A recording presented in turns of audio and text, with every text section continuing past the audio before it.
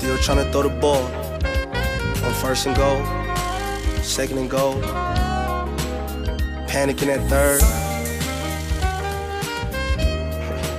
Fourth, I'm wishing for a muff. Welcome to the 5-1 Huddle podcast. We're here with Coach D Lane and our guest Josh Johnson today, Oakland's very own. Excited to get it going. How you feeling today, D Lane? I'm good, man. You know, we out here at Rob Benz in Oakland. Right here with my guy, Josh Johnson. What's Appreciate happening? you coming on, family. It's good. Let's get into it. You know, former quarterback for Oakland Tech.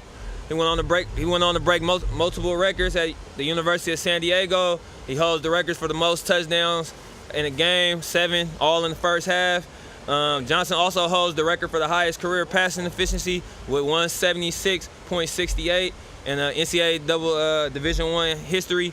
He finished third in the Walter Payton Award final as a finalist there in his senior season. And he finished his college career with 115 TDs to only 15 interceptions, nearly 10,000 passing yards, and a 68% completion percentage. He posted the best 40-yard dash time and vertical jump of any quarterback in the 2008 Combine. He ran a 4.53, and he was drafted by the Tampa Bay Buccaneers with the 25th pick of the 5th round in 2008 draft. Man, I'm happy to have Josh on today. We're talking before the show.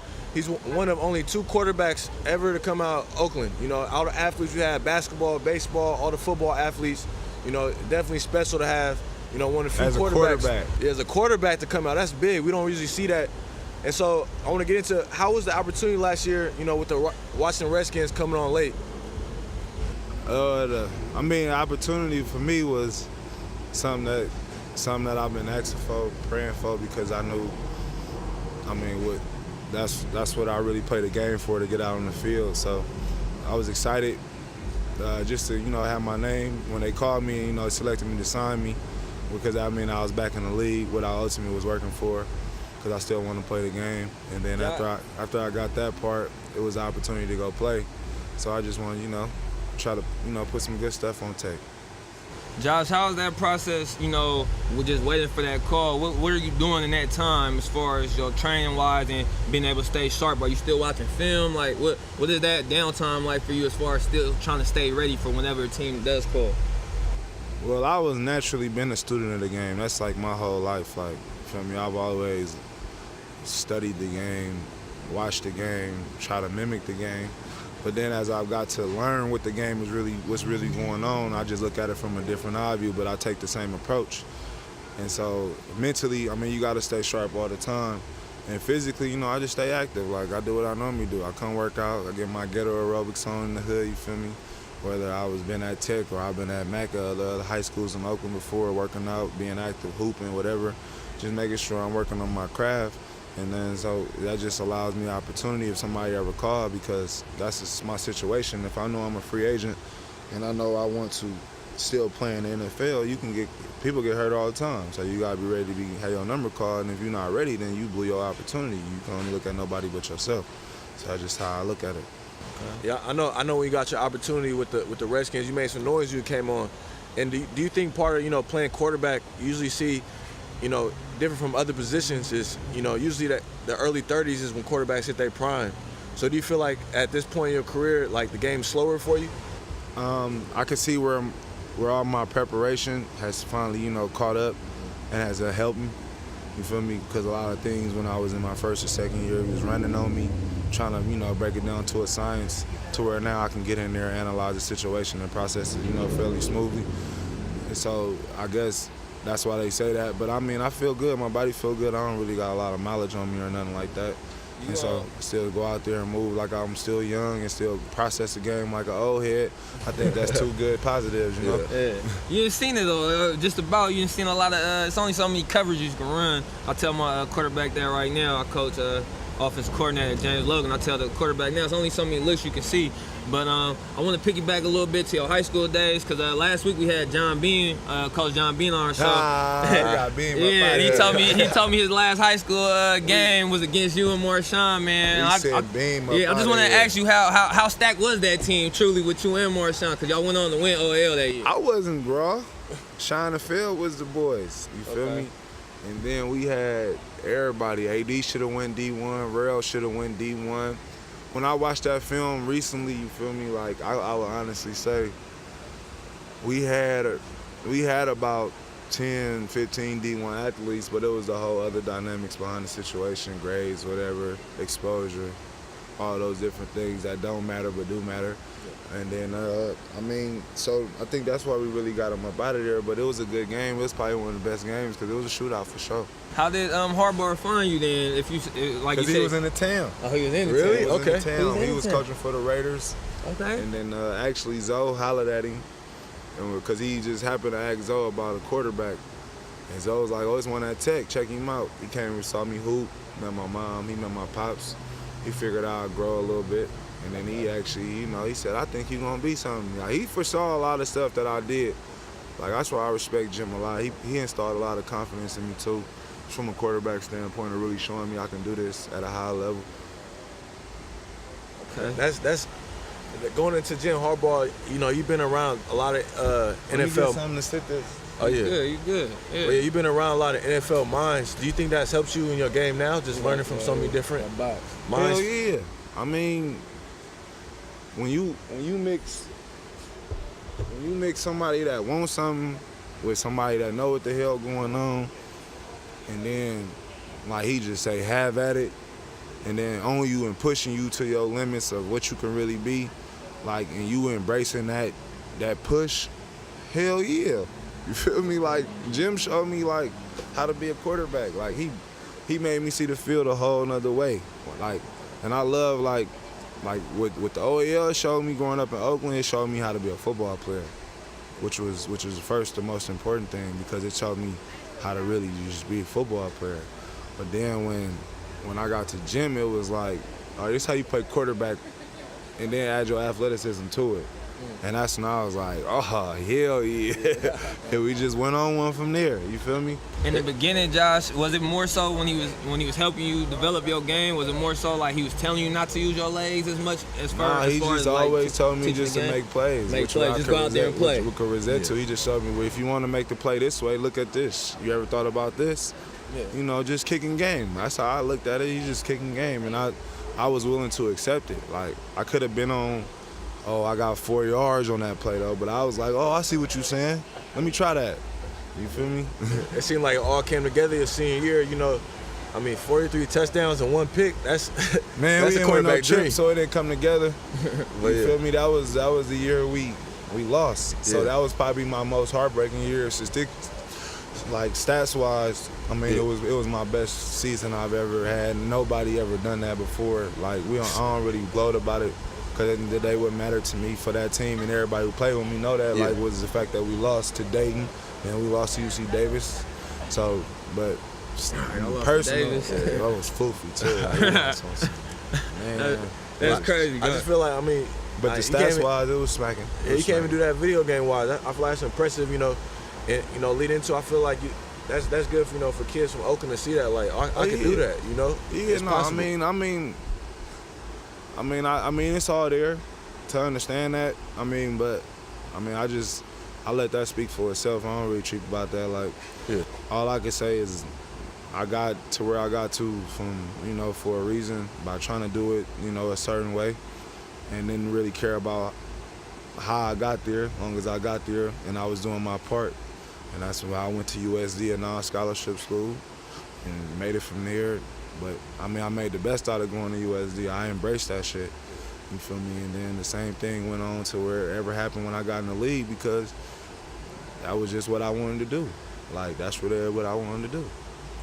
And in your time when you was there, Josh, how did, besides just him telling you to go make plays, was there any other, like, key little things Jim did for you as far as to help your game flourish like he did? It was so many key different things that it's countless of things, but he ingrained it in me too. He had his posts, he had his imprint on me every day. Like, so like I can run out a list of stuff. End of the day, I was just blessed to be able to experience that, and the fact that I went in there with the right mindset really like allowed me to just grow to a height that I never really could have imagined. You feel me? But I know that exists for me, and that's where you just keep me going, because, like, I know I could do this. So I just keep it lit. Josh, I feel like you were one of the first. You know, we got a few before. You know, what's the old black quarterback for the Eagles? My guy, McNabb? McNabb. You know, Cunningham. But I was yeah. gonna ask Josh, with his time being in the league and being in different systems and being around different coaching staffs, and then today you see a lot of colleges are going towards the black quarterback athlete, and then you see a lot of these kids starting to get drafted. Do you feel like the stereotype of black quarterbacks is starting to be broken down as far as when they say, oh, we weren't cerebral enough to play quarterback, or oh, black quarterbacks only use their legs? Like, do you see that stereotype kind of getting shattered now in today's game with so many of them coming out and playing in college? I mean, I just see more African-American quarterbacks, taking advantage, of the opportunities that present themselves. I think the dynamics of sports have changed to where the opportunity is creating itself. But it's a lot different than when I was younger, but I think that's just part of evolution, Like for me, it was Mike Vick, it was Randall Cunningham, it was Dante Culpepper, it was McNabb, you feel me? It was Aaron Brooks, you feel me? So, like, you saw that, and so you aspired to be it. Now, like, you see more other quarterbacks doing it, then you want to aspire to be it. What I can say, the game has changed to the element to where it caters to that. And that's where I think the biggest thing is, because there's more coaches who are trying to be understanding to what that quarterback brings to the table instead of trying to make them one thing. And being closed-minded to it. So it's like, that's where the give or take, I think, is going. Some quarterbacks are making it good, some quarterbacks aren't. But it's like the same thing with all of them. Like, for me, I try to be a well-rounded quarterback. I think, like, I've always been to the perspective, like, if it's something that makes sense why I ain't doing it, but I should be doing it, I'm going to try to do that shit, right? Definitely. So, like, I see pocket passers winning without using their legs. So it's like, what I need to do is sit in the pocket? Like, okay, what's really going on there? Oh, I see what he doing. Like, I might could be able to apply that to my game. You feel me? Or if it's like, okay, I see how they defend the athletic quarterback. Like, I think it's just, another level with it. And so, like, for me, it's just about adapting to what makes you successful at that position in that football, and not always coming from yourself, but it can come from others too. So that's just how I look at it. No, I appreciate that insight, definitely. I want to get more into just, like, the stuff you do for Oakland. And, just speaking from my own personal experience, I feel like it's rare that, cities get to see, guys that have made it out, Marshawn, Marcus, you get to see the faces, I remember being young, being at the camps. I remember back in high school, you came up to my Climax High School throwing routes with us. And, for a young kid, that's motivating, And so what's the direction, like the big picture you want to take Family First with? I mean, honestly, bro, is just continue to do what we can based on what the situation we in. Like, I mean, we never set out to be some, like, crazy magnitude of we gonna be like the saviors or nothing. We never really looked at nothing like that. It was just, we have opportunity. This is our position. Let's do something solid. Like, feel me? We didn't see that. We know we would have liked that. Like, let's see what happened. Like, y'all took it and made it what it was, because, I mean, we was just out there doing what we all love to do in a comfortable setting, respectful setting. But we really bringing real town shit going on. Exactly. Like, that's just what it really was. So, like, that's just how I saw it. And then as you grow off that, you meet people or you get attached to other people who network also and build relationships. Like they pushing the same issue. Like, I just want to see Oakland kids be better people with computers. Like, but I'm pushing that same, like, just Oakland, like, it's the right thing to do. Create some knowledge around it. Let your natural talents do what it do and see what you make of it.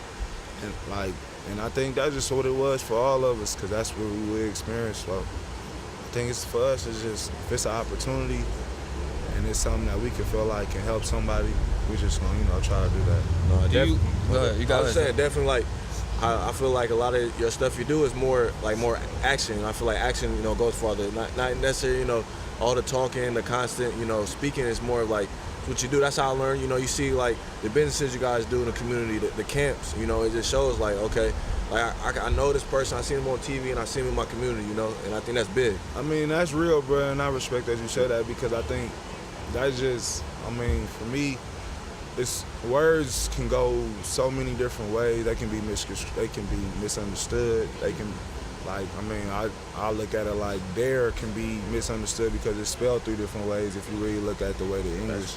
So like that can be misinterpreted, and but that misinterpretation can throw somebody way off. So if you just see, you ultimately be like, okay, I can see what's really going on, and then I really know who they is. Like, all right, they just, they do some stuff sometimes that no different than me, but when it's time to really, take care of business, and that's your opportunity. Like, take care of it. Don't get distracted and all those different things. And I think actions always will speak louder than words. That's just what I was coming from. That's just what I knew. Words, I don't know. They got too much value now to me. They got way too much. No, that's real. That's real. Josh, after seeing the disbandment of the AAF, do you still wish you would have had a chance to play with the San Diego Fleet? Because you give more teams film. You was the number 1 pick, right? Yeah, if I was healthy and the opportunity would have presented itself, because it would have been a chance for me to play the game that I love to play. Continue to try to convince people that I really am good at this stuff. Stop saying stop thinking I'm not. You feel me? But I just wasn't. That wasn't the way for me to go at that time. I didn't have the opportunity. My leg wasn't in position to play. But a lot of those players didn't got signed though, so it did its purpose. It did its purpose. It was just the economics behind it. You feel me? But a lot of those players didn't got signed. They was doing their thing. I was watching. It was good football. Would you do the XFL? I don't know. It just depends on where I'm at when the opportunity comes. Okay. No, I think personally, Josh gonna have an opportunity this season because what he showed with the 3 games last year, it's like we were talking earlier. Your games were suited for this new game, how it's developed. So I feel like, the age with your mind, I think it's time to thrive. I feel like you get that shot, once healthy. So that would be big to see this upcoming season. Yeah, I'll be ready for whatever. As always, I can only do what I want to do as long as I choose to do this. So, you feel me? I'll be ready for it. We know that. Josh, before we get up out of here, do you have any, I know we got in May, you guys are moving one of the Family First football camps to Hawaii this year for the first time. So besides the Hawaii one, the one that we do every year, that you guys do every year in the Bay at that Raiders facility, do you guys have any other events coming up with the Family First Foundation? If you're looking for an after-school program, you can come to the youth center. Okay. That we partner with a few programs with, self-esteem, architect program, numerous other things that I can go on about, and you could be a part of that. The events in the summer, we had a camp, bowling, talent show. We normally go to the Raging Waters little park, you feel me, or the water slides. Kids can be a part of that, could be a part of the summer camp. And that'll pretty much, from what I can really think of right now, be going on in this, FirstFamilyFoundation.org.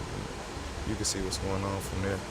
I appreciate you coming on the pod, Josh. I hope you get healthy. Wish you best of luck this upcoming season and keep doing all you do for Oakland, man. Really appreciate it. Yeah, we definitely appreciate you, man. Everything you do for the town, man. Just keep being that authentic cat that you is. Thank you, man. Appreciate it. That's just what it's about, bro. Y'all, ultimately, we all came from the same thing. Yeah. For me, so y'all trying to create an opportunity for yourself. So it just, that's where I felt like I had to do this. Not like I had to, but just respecting the fact that y'all were paid attention, bro. Y'all wasn't around, y'all was around because y'all wanted to get better, and then y'all saw what was going on. I respect that. I appreciate that a lot. So y'all keep doing y'all thing. You feel me? Stay consistent. Appreciate it. To work out. Thank you, fam. Appreciate that. Appreciate that. All right, thank you. Still went for it. It's time to change the club.